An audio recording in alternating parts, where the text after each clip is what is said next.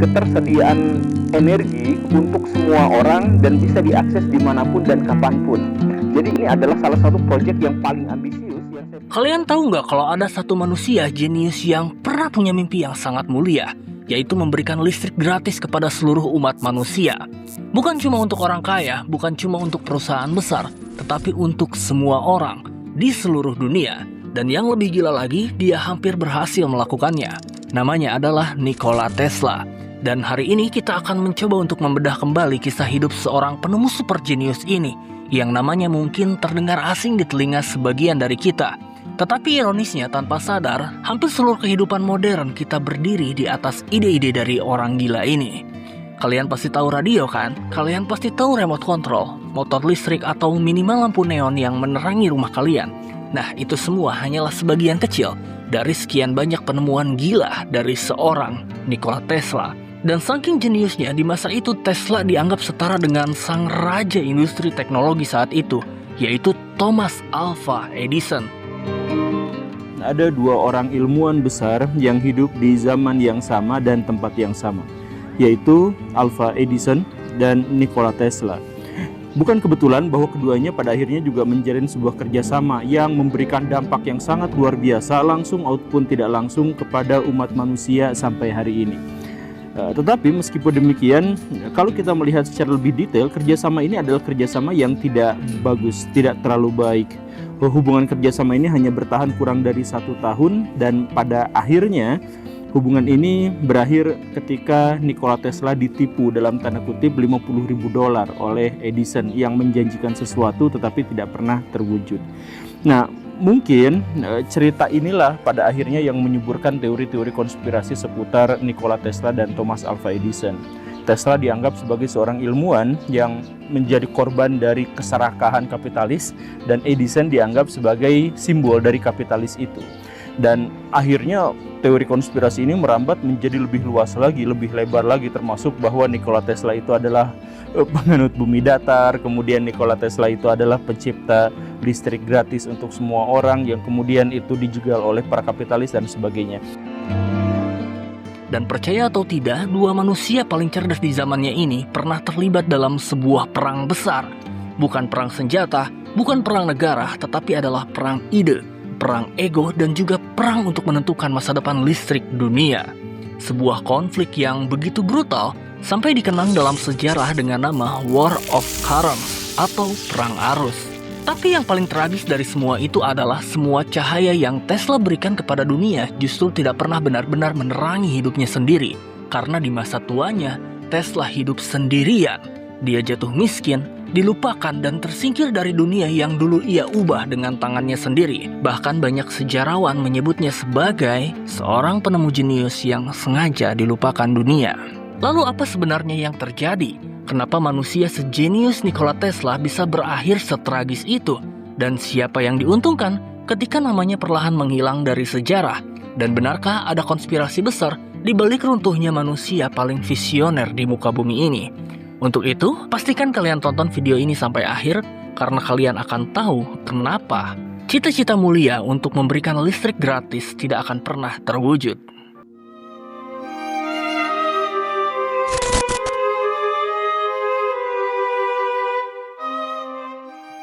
Kisah ini dimulai dari sebuah desa kecil bernama Smiljan di Kroasia. Di sanalah pada tanggal 10 Juli 1856, Nikola Tesla lahir ke dunia sebagai anak keempat dari 5 bersaudara. Tesla tumbuh di lingkungan keluarga yang sangat taat beragama. Ayahnya, Milutin Tesla, adalah seorang pendeta gereja ortodoks Serbia. Sejak kecil, Tesla sudah mendapatkan dukungan belajar yang sangat besar dari kedua orang tuanya. Namun, pengaruh terbesar dalam hidupnya justru datang dari sang ibu yang bernama Juka Mendik. Juka dikenal sebagai wanita yang memiliki kecerdasan yang luar biasa, dengan daya ingat yang sangat tajam. Dia bahkan sering memodifikasi sendiri peralatan rumah tangganya agar fungsinya jauh lebih efisien. Dan nilai-nilai kreativitas dan ketajaman berpikir inilah yang terus ditanamkan Juka kepada anaknya, yaitu Nikola Tesla. Dan berkat bimbingan ibunya itu, Tesla tumbuh menjadi anak yang sangat cerdas dan memiliki ketertarikan mendalam pada dunia sains. Ketertarikan Tesla pada dunia kelistrikan pun lahir dari sebuah kejadian yang sangat sederhana, namun membekas selama seumur hidupnya. Suatu hari, saat sedang asik bermain dan mengelus-ngelus punggung kucing peliharaannya yang bernama Maca, Tesla terkejut. Dia melihat ada seberkas cahaya aneh di bulu kucing tersebut. Penasaran, dia mengelusnya sekali lagi dan tiba-tiba muncul sebuah percikan listrik kecil di sana. Ketika itu, Tesla bertanya kepada ayahnya dan ayahnya menjelaskan bahwa itu adalah fenomena yang berkaitan dengan energi listrik. Dan sejak detik itu, pikiran Tesla langsung terobsesi dengan kekuatan misterius bernama listrik. Namun ketika usianya menginjak 5 tahun, sebuah tragedi mengerikan terjadi tepat di depan matanya sendiri. Kejadian traumatik yang mengubah total jalan hidup seorang Nikola Tesla. Pada saat itu, Tesla menyaksikan kakak pertamanya yang bernama Dan meninggal dunia akibat kecelakaan tragis saat menunggangi kuda milik keluarga mereka. Kematian sang kakak itulah meninggalkan luka psikologis yang teramat dalam bagi Tesla. Sejak hari itu, ingatan tentang kecelakaan tersebut terus membayangi pikiran Nikola Tesla. Dampaknya sangat aneh secara medis. Tesla mulai sering melihat gambaran-gambaran berupa kilatan cahaya misterius yang berkelibatan di depan matanya. Hal ini sempat membuatnya menjadi stres karena merasa kesulitan untuk membedakan mana yang nyata dan mana yang hanya menjadi sekedar imajinasi. Tetapi anehnya, kutukan visual inilah yang kelak akan menjadi senjata terkuatnya. Berkat kondisi mental tersebut, Tesla memiliki kemampuan langka, yaitu untuk mendesain temuan-temuan hebatnya hanya dengan mengandalkan isi pikiran dan juga imajinasinya saja. Bayangkan, dia bisa saja duduk diam ataupun bengong, tetapi dalam kepalanya dia sedang merancang sebuah mesin terbang secara utuh.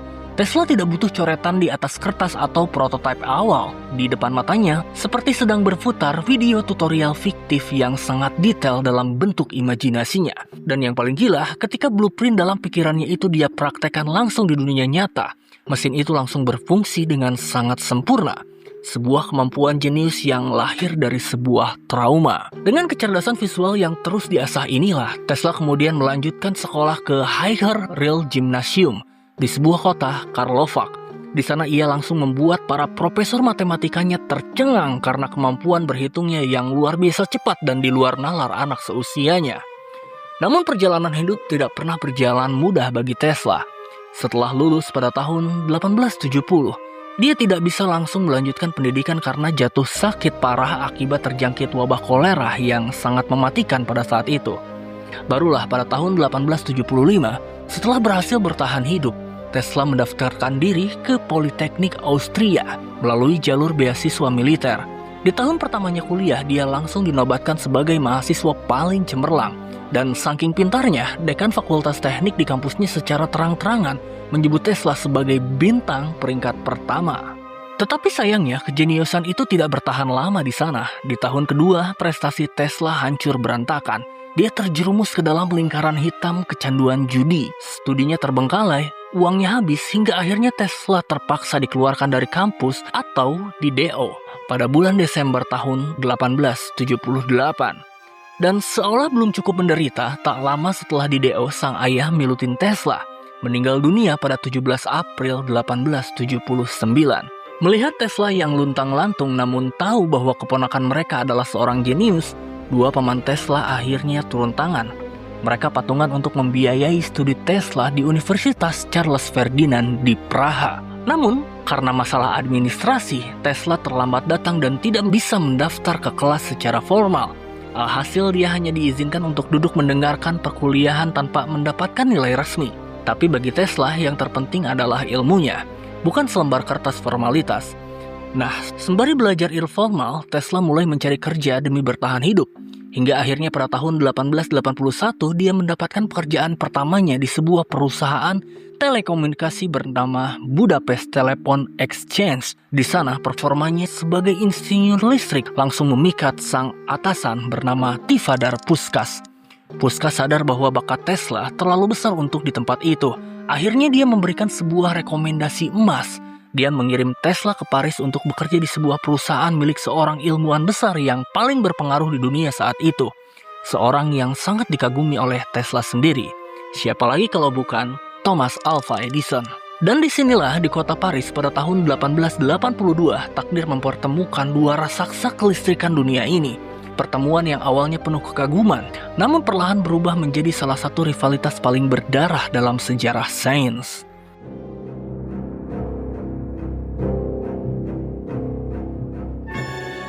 Di perusahaan Continental Edison Company di Paris, Tesla ditempatkan di sebuah divisi yang bertugas untuk memasang sistem pencahayaan. Dan disinilah dia mendapatkan panggung nyata untuk mempraktekkan ilmu kelistrikan yang selama ini menjadi obsesinya. Performa Tesla di lapangan sangatlah luar biasa. Dalam waktu singkat, atasannya menyadari bahwa anak muda ini memiliki isi kepala yang tidak biasa. Tesla kemudian diperintahkan untuk merancang dan mengembangkan sebuah pembangkit dinamo, alat penentu yang mengubah energi mekanik menjadi energi listrik. Dan hasilnya sangatlah mengejutkan. Tesla berhasil menciptakan versi dinamo yang jauh lebih efisien dan lebih kuat dari cetak biru asli milik perusahaan. Keberhasilan ini membuat manajemen dari Continental Edison terpukau. Tesla seketika menjadi aset emas perusahaan. Dia sering dikirim berkeliling Eropa, melintasi berbagai cabang hanya untuk mendatangi dan membenahi mesin-mesin rusak milik Edison yang tidak bisa diperbaiki oleh insinyur lain. Hingga akhirnya pada tahun 1884, Charles Batchelor, seorang manajer yang sejak awal mengawasi kejeniusan Tesla, mengambil sebuah keputusan besar. Dia mengajak Tesla untuk pindah ke pusat industri di Amerika Serikat dan bekerja langsung di perusahaan bernama Edison Machine Works. Batchelor tahu kalau Paris terlalu sempit untuk bakat sebesar Tesla dan Amerika adalah tempat yang tepat. Maka berangkatlah Tesla menyeberangi samudera demi menjemput mimpinya itu. Di New York, Tesla akhirnya berkesempatan bekerja dengan bertatap muka langsung dengan Thomas Alva Edison, pria yang selama ini menjadi salah satu sosok penemu yang paling dia kagumi. Di sisi lain, Edison pun tidak butuh waktu lama untuk menyadari betapa berharganya pemuda imigran ini. Kinerja Tesla tak kenal lelah membuat Edison sangat terkesan. Saking kagumnya dengan efektivitas kerja Tesla, Edison bahkan pernah melontarkan pujian yang sangat langka.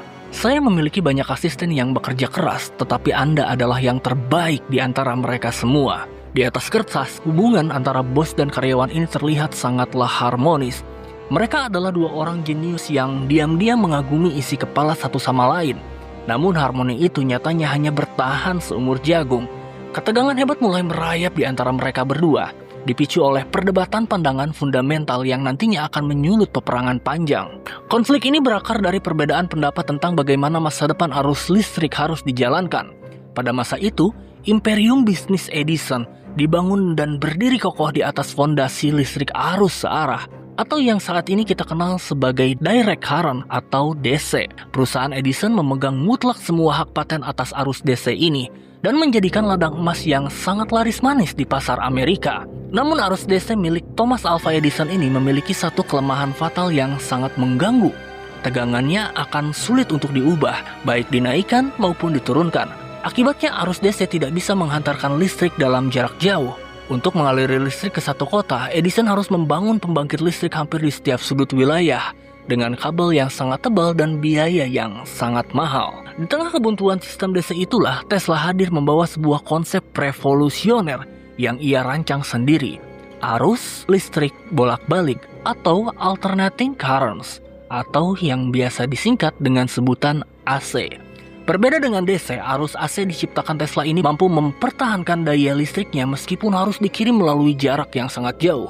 Mengapa? Karena besar tegangannya cenderung lebih mudah untuk dimanipulasi naik turunnya menggunakan sebuah transformator. Sebagai analogi sederhana agar mudah dipahami, ketika listrik AC hendak didistribusikan ke pusat pembangkit seluruh penjuru kota, sistem itu akan menaikkan tegangannya menjadi sangat besar agar energinya bisa menjangkau lokasi-lokasi yang jauh tanpa kehilangan daya di tengah jalan.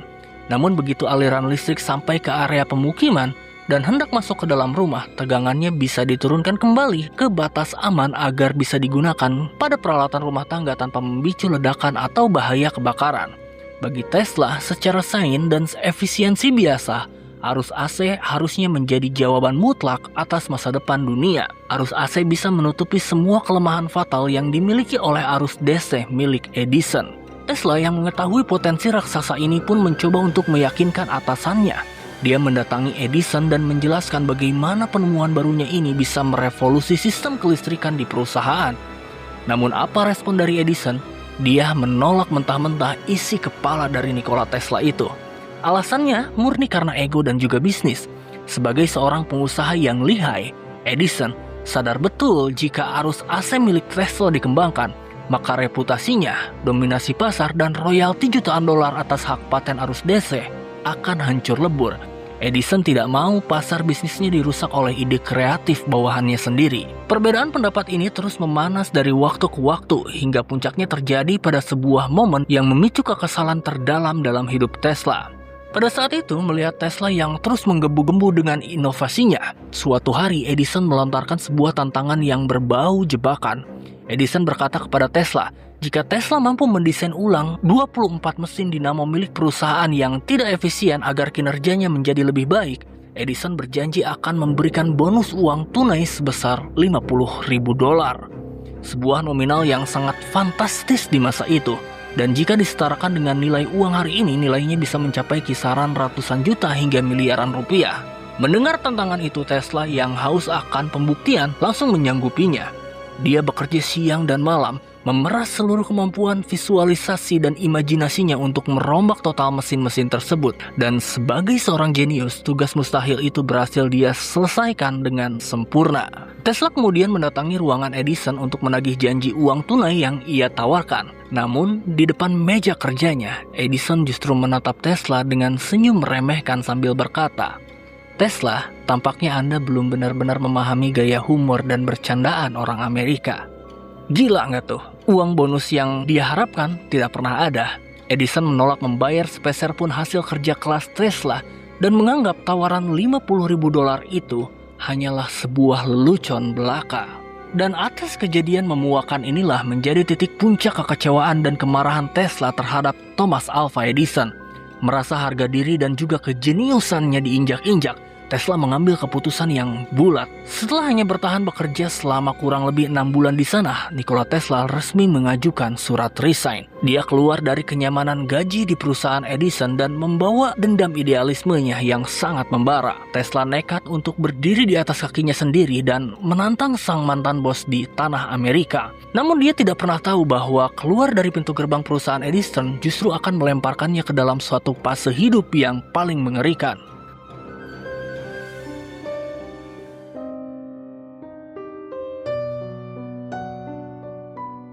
Setelah keluar dari perusahaan Edison, Tesla tidak ingin membuang-buang waktu. Didorong oleh keyakinan pada idenya, pada bulan Maret tahun 1885, dia nekat mendirikan perusahaannya sendiri yang diberi nama Tesla Electric Light and Manufacturing. Di awal berdirinya, langkah Tesla tampak menjanjikan. Dia berhasil menggait dua investor besar bernama Robert Land dan juga Benjamin Fayol. Kedua orang ini awalnya bersedia untuk mendanai perusahaan baru Tesla. Bahkan mereka juga membiayai seluruh proses hukum yang harus dilewati demi mendapatkan hak paten atas sistem arus listrik AC yang sedang gencar dikembangkan oleh Tesla. Namun roda nasib berputar terlalu cepat. Pada tahun 1886, badai besar menghantam. Kedua investor tersebut tiba-tiba merasa tidak tertarik lagi dengan konsep arus listrik bolak-balik milik Tesla. Bagi mereka, teknologi AC adalah barang mentah yang belum populer dan beresiko untuk pasar pada masa itu. Tanpa belas kasihan, Land dan Fayol memutuskan untuk menarik modal mereka dan meninggalkan Tesla sendirian. Keputusan sepihak itu seketika menghancurkan hidup Tesla. Perusahaannya runtuh, dia kehilangan seluruh dana penelitian, tidak punya uang untuk melanjutkan eksperimen, dan yang paling parah, dia tidak memiliki sumber pendapatan sama sekali. Tahun 1886 menjadi fase tergelap yang paling terpuruk yang pernah dilewati oleh seorang Nikola Tesla sepanjang hidupnya. Demi bisa bertahan hidup dan juga mengisi perutnya yang lapar, ilmuwan jenius ini terpaksa melakukan pekerjaan apa saja. Tesla luntang-lantung bekerja serabutan di berbagai tempat kecil, hingga akhirnya terpaksa bekerja kasar sebagai buruh penggali parit. Bayangin sebuah ironi yang menyakitkan, seorang pria yang dalam kepalanya terdapat cetak biru masa depan peradaban dunia harus memegang sekop di bawah terik matahari, menggali tanah sedalam beberapa meter demi upah yang hanya sebesar $2 per hari. Dalam catatan hariannya kelak, Tesla mengenang momen kelam ini dengan penuh kepedihan. Dia mempertanyakan untuk apa semua sains, kecerdasan, dan pendidikan tinggi yang dia tempuh, jika pada akhirnya hidupnya harus berakhir di dalam parit tanah yang kotor. Namun sejarah belum mau melupakan Tesla secepat itu. Setelah 1 tahun lamanya disiksa oleh kemiskinan, pada tahun 1887 secercah cahaya pun mulai datang menghampiri hidupnya. Tesla bertemu dengan dua investor baru yang memiliki pandangan visioner, yaitu Alfred S. Brown dan juga Charles F. Peck. Berbeda dengan dua investor sebelumnya, Born dan juga Peck langsung menyadari potensi revolusioner di balik sistem arus listrik bolak-balik milik Tesla. Mereka sepakat untuk mendanai penuh seluruh penelitian Tesla. Melalui aliansi ini, mereka bersama-sama mendirikan Tesla Electric Company. Tak main-main, pada bulan April tahun 1887, mereka juga membangun sebuah laboratorium khusus untuk Tesla di kawasan Manhattan, New York. Mendapatkan kembali ruang eksperimennya, kejeniusan Tesla langsung meledak. Di tahun yang sama, Tesla berhasil menciptakan sebuah mahakarya, yaitu motor industri listrik yang beroperasi untuk menggunakan arus listrik bolak-balik. Penemuannya ini segera mendapatkan hak paten resminya. Pada tanggal 16 Mei tahun 1888, Tesla melangkah dengan penuh percaya diri ke acara American Institute of Electrical Engineers untuk memamerkan motor listrik AC buatannya. Di sana mesin buatan Tesla bekerja dengan sangat memukau, membalikan semua keraguan para pakar yang hadir di sana.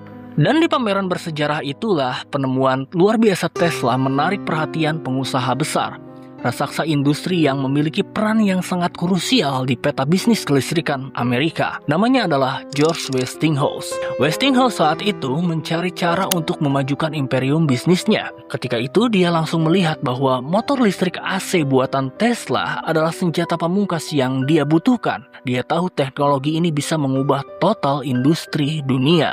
Tanpa ragu, Westinghouse langsung mendekati Tesla. Sebuah kesepakatan besar pun akhirnya tercapai, dan sebuah aliansi raksasa resmi dibentuk. Bersama George Westinghouse, Nikola Tesla siap mengangkat senjatanya, berbaris maju ke medan laga yang menantang kekaisaran bisnis mantan bosnya, yaitu Thomas Alva Edison. Sebuah genderang perang mulai resmi ditabuh. Perang kelak akan dicatat dalam sejarah dunia dengan nama War of Currents atau Perang Arus Listrik.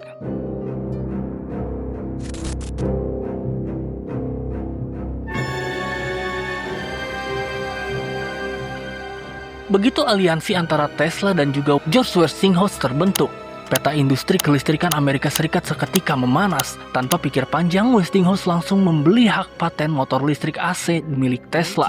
Tidak hanya itu, dia juga merekrut Tesla menjadi konsultan utamanya dengan bayaran yang sangat fantastis, yaitu $2.000 per bulan.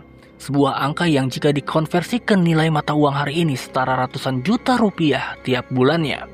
Dengan sokongan dana yang tak terbatas dari Westinghouse, teknologi arus bolak-balik atau teknologi AC milik Tesla mulai diproduksi secara massal dan siap merajai pasar Amerika Serikat, menantang dominasi kekaisaran bisnis milik Thomas Alva Edison. Edison pun mulai panik, dia menyadari bahwa posisinya terancam. Dia tahu betul secara teknis arus AC milik Tesla jauh lebih unggul dan lebih efisien jika dibandingkan dengan arus DC searah miliknya. Namun alih-alih untuk memperbaiki teknologinya sendiri, Edison yang berjiwa pebisnis licik justru memilih untuk jalan pintas yang kotor. Dia meluncurkan sebuah kampanye hitam besar-besaran untuk menjatuhkan citra dari arus AC di mata publik. Edison ingin menanamkan rasa takut yang luar biasa dalam pikiran masyarakat, meyakinkan bahwa arus AC milik Tesla adalah monster mematikan yang bisa merenggut nyawa siapa saja yang menyentuhnya. Saking gelapnya ambisi Edison untuk memenangkan persaingan ini, beberapa sumber sejarah mencatat aksi kejam yang pernah dilakukan oleh Thomas Alva Edison. Edison secara sengaja membayar anak-anak sekolah untuk menangkap dan menyerahkan hewan-hewan peliharaan liar mereka seperti anjing dan kucing kepadanya. Untuk apa? Edison ingin membuat sebuah panggung terbuka di depan publik, mengundang masyarakat dan juga wartawan untuk menyaksikan sebuah tontonan yang sangat memilukan. Di atas panggung itu, Edison mengikat hewan-hewan malang tersebut dan menyetrum mereka sampai mati menggunakan aliran arus listrik AC dengan tegangan yang sangat tinggi.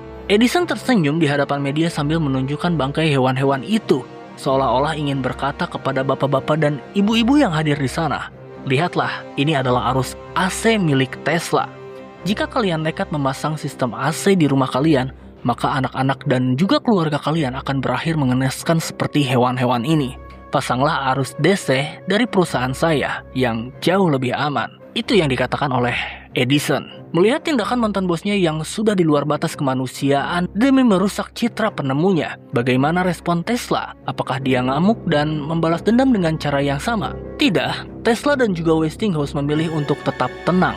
Mereka menolak untuk membuang-buang energi untuk meladeni aksi kotor dari Edison. Bagi mereka, cara terbaik untuk membungkam fitnah adalah dengan memberikan bukti nyata di lapangan. Tesla memilih untuk menutup diri di laboratorium, menghabiskan waktu untuk menyempurnakan sistem kebersihan dan juga keamanan dari arus AC agar benar-benar siap digunakan secara massal dengan skala besar. Hingga akhirnya pada tahun 1893, kesempatan emas yang dinanti-nanti itu pun tiba.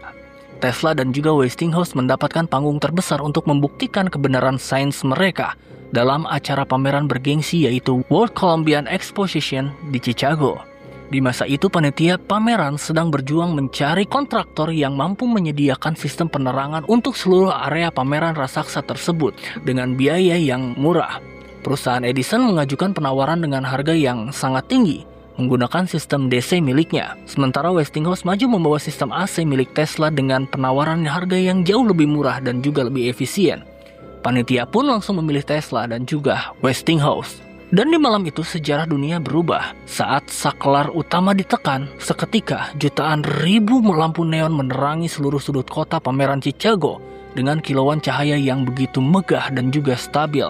Masyarakat yang hadir di sana terperangah. Itu adalah pameran cahaya elektrik terbesar yang pernah dilihat manusia dalam sejarah. Dan semuanya diperagakan oleh arus listrik AC dari Nikola Tesla. Fitnah Edison malam itu runtuh total. Publik melihat dengan mata kepala mereka sendiri bahwa arus AC tidak hanya murah, tetapi juga sangat aman untuk menerangi seluruh kota. Ini adalah pukulan terbesar bagi Edison. Dia tidak berhenti sampai di situ. Tak lama setelah sukses besar di Chicago, Tesla dan juga Westinghouse kembali memenangkan sebuah mega proyek bersejarah, yaitu membangun pembangkit listrik tenaga air pertama di dunia yang memanfaatkan derasnya aliran air terjun Niagara. Perusahaan Edison yang saat itu sudah jauh lebih eksis di bidang kelistrikan justru didepak dan juga diabaikan oleh para investor proyek. Alhasil Tesla lah yang dipilih untuk mengerjakannya. Dan ketika pembangkit listrik Niagara resmi beroperasi, arus AC milik Tesla berhasil mengantarkan listrik ke seluruh kota Buffalo yang jaraknya puluhan kilometer tanpa kehilangan daya sedikit pun. Dengan kemenangan mutlak di air terjun Niagara, popularitas AC meledak di seluruh penjuru bumi. Arus listrik bolak-balik ini mulai diadopsi di mana-mana. Sementara sistem arus DC milik Edison perlahan mulai ditinggalkan dan terlupakan selama rentang 10 tahun lamanya. Jadi bisa disimpulkan secara sains, bisnis, dan juga sejarah, pemenang mutlak dari The War of Currents adalah Nikola Tesla dan juga George Westinghouse. Tesla berhasil membuktikan bahwa idealismenya mampu menerangi dunia. Namun sayangnya di balik puncak kejayaan yang begitu megah itu, takdir buruk yang baru sudah mengintai di balik pintu, yang siap menghancurkan sisa hidup Nikola Tesla.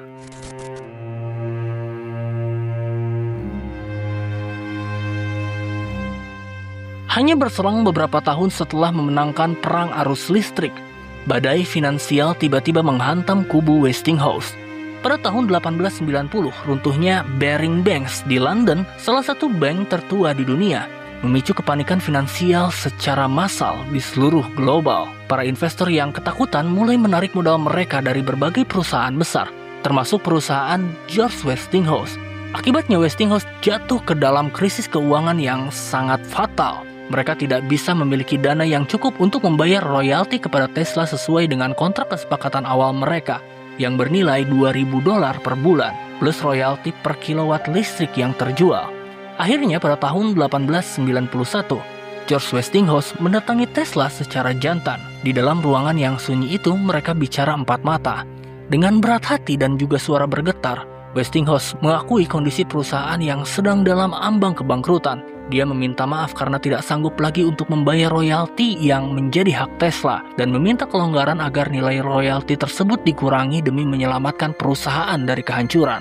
Mendengar kejujuran dari pria yang selama ini bukan sekedar rekan bisnis, melainkan sahabat terbaik yang menyelamatkan dirinya dari parit kemiskinan, Tesla tidak berpikir panjang. Didorong oleh rasa sayang dan juga kesetiaan pada seorang teman, Tesla mengambil langkah nekat yang membuat Westinghouse terperangah. Di depan mata sahabatnya itu, Tesla mengambil selembar kertas kontrak royalti bernilai jutaan dolar itu. Ia lalu merobeknya menjadi serpihan yang tidak berguna. Tesla menatap Westinghouse dan berkata bahwa persahabatan mereka jauh lebih berharga daripada selembar kertas kontrak ini. Dia merelakan royaltinya hilang demi menjaga perusahaan mereka tetap berdiri. Tidak hanya itu, Demi menolong sahabatnya keluar dari jurang kehancuran, Tesla juga memberikan seluruh dana bantuan yang dia miliki. Sebuah nominal yang fantastis, yang jika disetarakan dengan nilai mata uang modern hari ini menembus angka miliaran rupiah. Tesla memberikan semuanya dengan senang hati, karena sejak dulu dia bukanlah pria yang mengejar keuntungan finansial. Hidupnya murni diserahkan untuk sains. Bagi Tesla, uang hanyalah alat, bukan tujuan utama. Dan berkat pengorbanan luar biasa dari Tesla, perusahaan Westinghouse berhasil selamat dari kebangkrutan dan perlahan kembali berjaya. Sebagai bentuk rasa terima kasih yang mendalam, pada tahun 1897, Westinghouse membeli hak paten arus AC Tesla secara putus dengan nominal yang sangat besar di masa itu. Uang tunai tersebut langsung digunakan Tesla untuk membangun sebuah laboratorium yang lebih besar di kota New York. Sebuah tempat yang dia harapkan akan menjadi rumah bagi lahirnya penemuan-penemuan masa depan peradaban manusia. Di laboratorium barunya inilah Tesla mendedikasikan seluruh sisa umurnya untuk bereksperimen. Sepanjang hidupnya, Tesla tercatat hampir memiliki 300 hak paten, mulai dari lampu neon, turbin mobil, mesin X-ray, hingga remote control nirkabel pertama di dunia. Namun dari semua itu, penemuannya paling dia banggakan adalah Tesla Coil, sebuah perangkat revolusioner yang mampu menghasilkan listrik bertegangan tinggi dalam jumlah raksasa. Melalui kemampuan Tesla Coil inilah, Tesla sedang mencoba mewujudkan impian terbesarnya, yaitu pengiriman daya dan juga informasi ke seluruh dunia tanpa menggunakan kabel sama sekali, alias benar-benar wireless.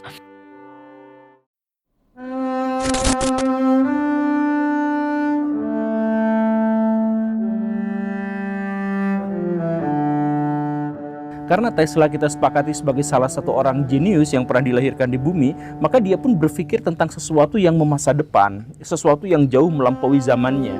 Dia berpikir soal ketersediaan energi untuk semua orang dan bisa diakses dimanapun dan kapanpun.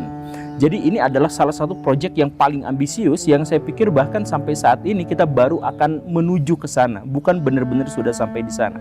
Jadi pikiran Tesla pada waktu itu adalah gini, di masa depan orang-orang itu membutuhkan energi-energi dan energi-energi itu harus bisa diakses oleh semua orang kapanpun.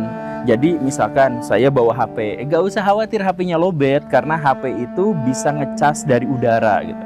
Jadi ada transfer energi melalui udara atau melalui bumi atau semacam itu.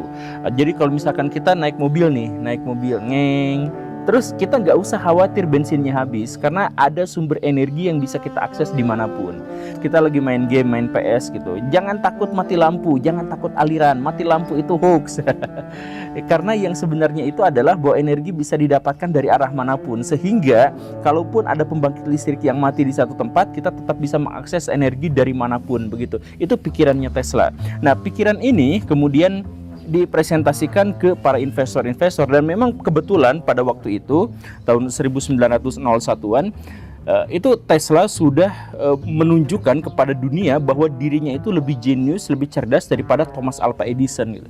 Tesla pada waktu itu juga sudah membuktikan kepada dunia bahwa AC-nya itu lebih baik cara kerjanya daripada DC-nya Alva Edison, dan karena itu dia memang sudah membuka mata dunia bahwa dia lebih baik, lebih cerdas. Jadi ketika dia kemudian menyampaikan kepada orang-orang bahwa saya bisa menciptakan sebuah menara yang bisa mentransfer informasi, mentransfer gelombang, bahkan mentransfer energi ke seluruh dunia dan bisa diakses oleh orang-orang di seluruh dunia, maka banyak orang yang kemudian memikirkan, wah jangan-jangan ini asa nggak mungkin sih, ini apalagi di zaman dulu ya, di zaman sekarang aja kita masih tidak bisa mewujudkannya, tapi pada waktu itu banyak orang yang ragu-ragu, tetapi karena Tesla sudah menunjukkan bahwa dirinya lebih jenius dalam beberapa hal dibandingkan Alva Edison, maka ada saja akhirnya investor yang datang, diantaranya adalah JP Morgan yang sekarang sudah jadi nama perusahaan, dulu itu adalah nama individu yang memang kerjaannya adalah berinvestasi. Nah, JP Morgan itu mengatakan kepada Tesla, sebagai seorang pribadi saya benar-benar tertarik dan kagum pada ide-idemu itu. Tetapi sebagai seorang pengusaha saya juga harus khawatir dengan risiko-risiko yang paling mungkin akan terjadi. Jadi ginilah, saya akan kasih duit kamu, bing, $150.000, yang itu gede banget di zaman dulu ya. Zaman sekarang udah berapa mungkin ya. Pokoknya mah $150.000 saya kasih buat kamu, Treng, tapi bikinin radio transmitter. Kata Tesla, Pak, gak usah jangan ngeremehin saya dong. Saya justru mau bikin menara yang bisa menyuplai energi, bisa memberikan kepada orang-orang akses energi yang tanpa batas. Iya, itu mah nanti, ini aja dulu, radio dulu aja. Tolong buatkan. Nah, Tesla pada waktu itu oke, setuju untuk membuat yang seperti itu. Tetapi ketika dia melihat ada ilmuwan-ilmuwan lain yang mencoba untuk mengembangkan apa yang menjadi proyeknya, dia sakit hati, dia ego. Jadi ya sama seperti semua orang jenius juga sebenarnya punya ego yang besar gitu. Dan ketika dia melihat bahwa kok saya diremehin kayak gini, saya disuruh untuk membuat sebuah proyek besar yang sebenarnya para ilmuwan lain juga bisa melakukannya, saya tidak mau kayak gitu. Saya tetap.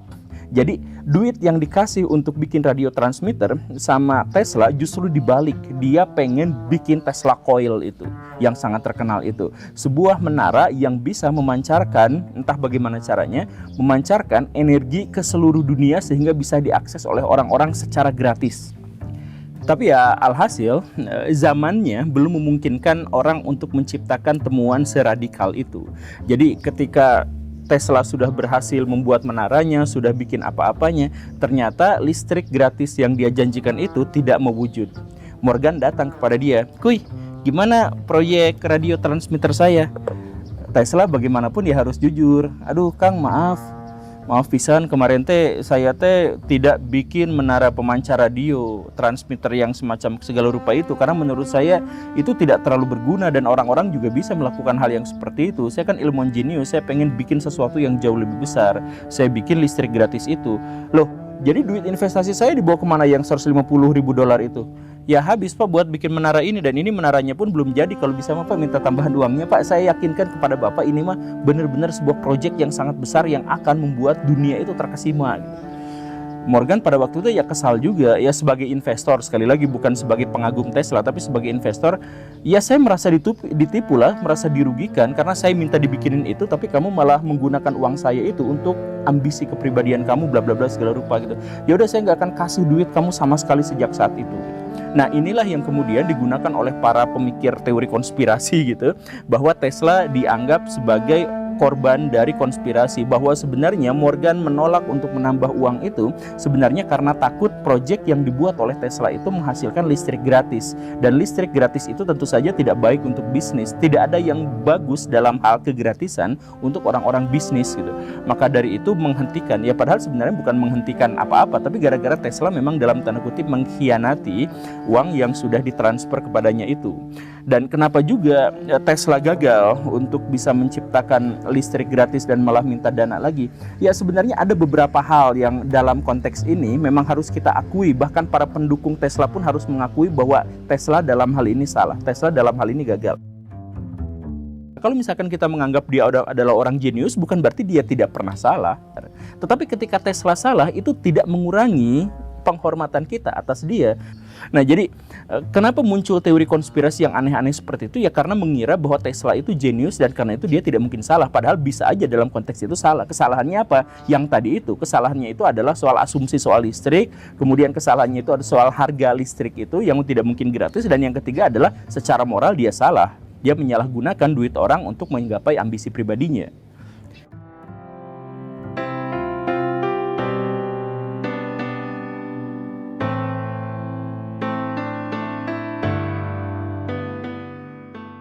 Dan dia memang harus membayar kesalahannya itu. Jadi setelah dia tidak lagi dibiayai oleh Morgan, dia tetap bersikeras bahwa dia harus dan bisa menyelesaikan Tesla Coil-nya itu, sebuah menara yang bisa memancarkan listrik kemana-mana. Jadi ketika tidak dibiayai, apa yang dia lakukan? Dia jual rumahnya, dia jual propertinya, dia jual semuanya untuk bisa membangun itu. Tetapi setelah jadi pun, dia tetap tidak bisa mendemonstrasikan apapun. Dia gagal. Dia tidak bisa apa-apa. Sampai akhirnya setelah gagal itu dia punya hutang yang sangat besar, dia tidak punya rumah, dia tidak punya apa-apa. Itulah yang akhirnya menyebabkan dia hidup berakhir dengan kemiskinan. Proyek Wardenclyffe Tower akhirnya terpaksa dihentikan total. Dan tak lama kemudian, karena terlilit utang, menara impian Tesla tersebut disita oleh pihak berwenang, dihancurkan dan diratakan dengan tanah. Mimpi terbesar Tesla untuk memerdekakan manusia dari biaya energi runtuh berkeping-keping bersama tanah. Kehancuran proyek itu ikut meremukkan kondisi kesehatan Tesla. Dia mengalami gangguan saraf yang sangat parah. Kondisi mentalnya semakin hari semakin terpuruk ke titik nadir. Di masa tuanya, Tesla mengalami kebangkrutan total, tanpa rumah, tanpa keluarga, dan dia terpaksa hidup berpindah-pindah dari satu hotel murah ke hotel murah lainnya di kota New York, menggunakan sisa-sisa uang terakhirnya. Dia tidak lagi memiliki laboratorium. Pria yang dulu merancang mesin-mesin rumit dalam pikirannya ini, kini hanya menghabiskan sisa-sisa sepi terakhir hidupnya di taman kota, duduk sendirian, membagi makanannya, dan bermain bersama burung-burung merpati liar. Hanya makhluk-makhluk kecil itulah yang setia menemani masa tua sang jenius yang dibuang oleh dunianya sendiri.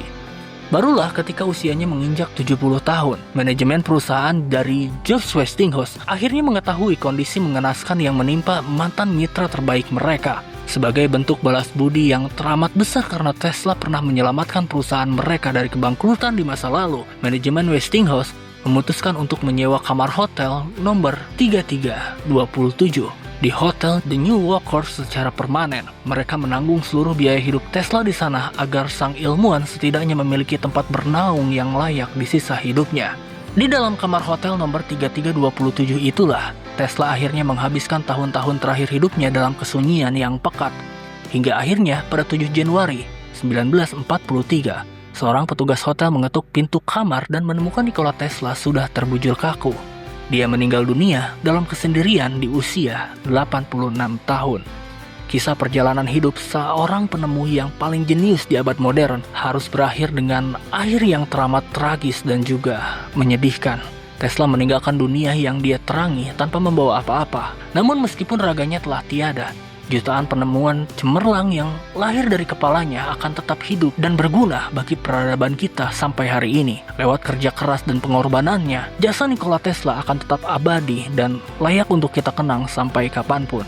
Sebenarnya masih banyak sekali penemuan luar biasa beliau yang sangat mengagumkan.